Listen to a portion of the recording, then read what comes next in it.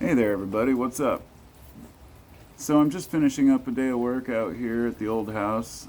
I got up some wainscoting, fixed some electrical stuff, got some things up to par, a little painting, a little bit of this and a little bit of that. And throughout the day, I've been listening to various podcasts and videos, and because I'm always listening to discussions when I'm at work. I probably should be just listening to music. It'd probably be more motivating and soothing.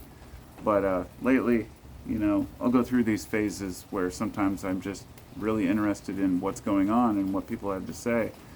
And I had um, the unfortunate experience the other day of uh, Dave Smith, a guy with the podcast. I'm not a huge fan or anything. It's just that some of the guests he has are good, and I want to know what people think about various topics. Same reason I used to listen to Joe Rogan. So, to kind of get to where I'm coming from here, on Joe Rogan, I used to love listening to podcasts, at work all day long. I'd listen to various guests. It was great. Wasn't a big fan of the MMA ones, and there were some that I just didn't care for, but there were a lot of scientists and archaeologists, and it was fun, and it was interesting. I was never a fan of Joe himself. What Joe was a place for people to come together and talk about things. Now, after a couple of years, it just became basically the circuit, the same old crap, interviewing the same people, and then they start their own podcasts, and they start interviewing the same people. But that's beside the point. The main thing here was that a lot of these people would have very controversial opinions, okay? And I was okay with that, and I'm always okay with that. People have different viewpoints, and there's nothing wrong with that. I don't care if you're left or right or religious or not.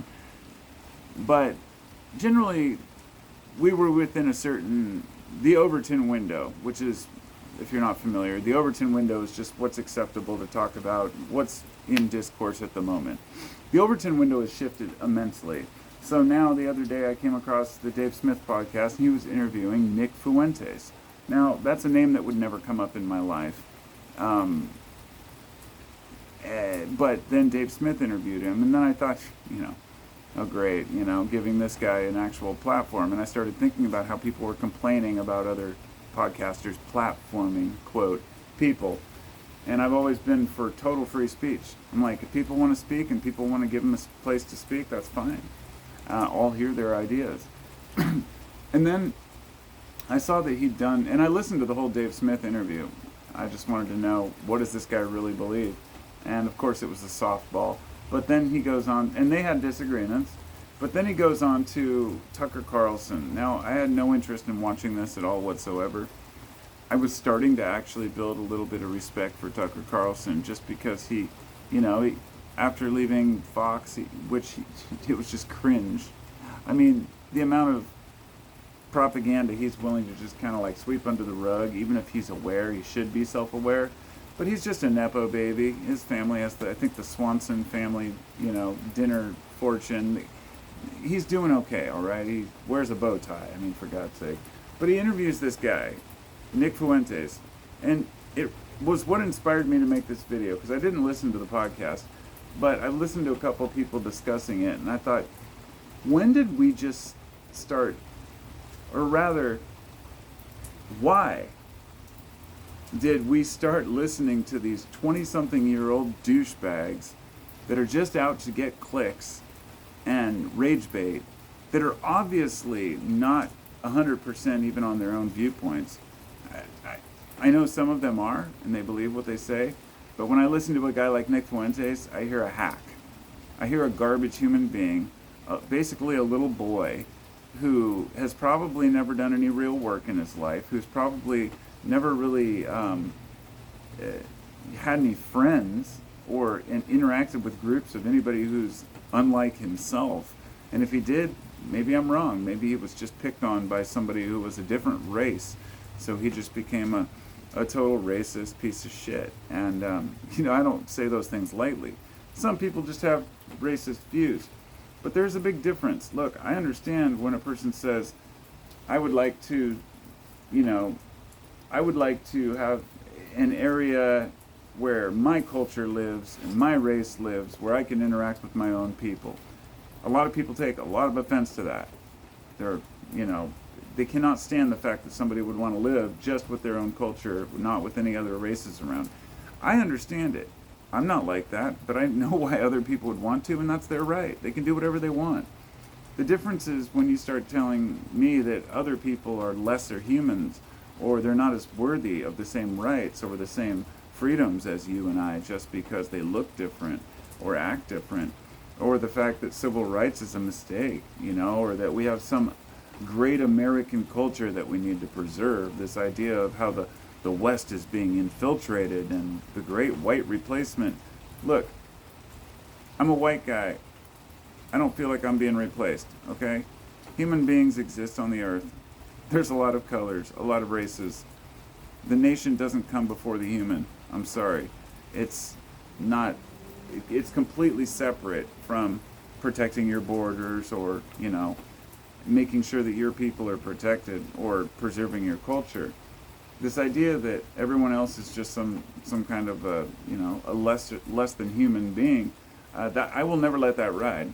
So a guy like him is complete garbage, and I just had to put that out there while it's on the top of my mind, that I think people like Nick Fuentes that are willing to spread this kind of rhetoric and hate, a lot of folks really attach to it because they feel this way inside and they're afraid to express it.